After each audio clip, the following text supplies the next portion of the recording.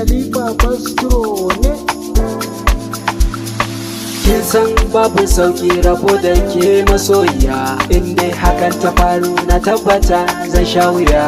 Ba ni san abin da zai raba ni da ke masoyiya, wannan magana ce da ke fita daga zuciya. Domin kwana duba kowace nahiya da kyawun halayyarki, ban gani ba masoyiya. Da ki kyakkyawa sahiba mai daɗin murya, kullum soyayyarki na ƙara ƙarfi a zuciya.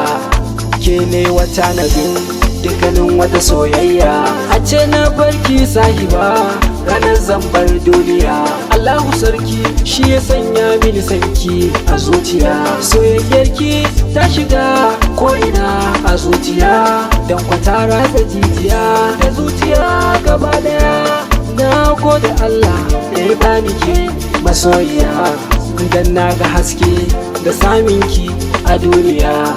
Ban san kalmar so ba, ban san dadin soyayya ba, ban san zan furta ba, ban san ya za ta fahimta ba. A soyayya ba ko ne ni dan ban saba ba,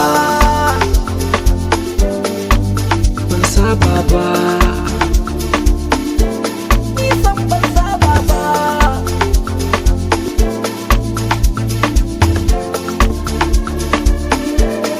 Ni ɗalibi ne ke, kin zamo malamata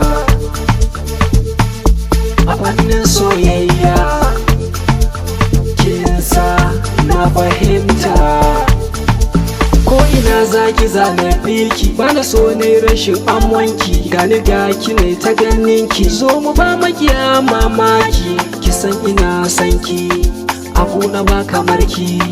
In dai ba da ke ba, aure ba za na yi ba.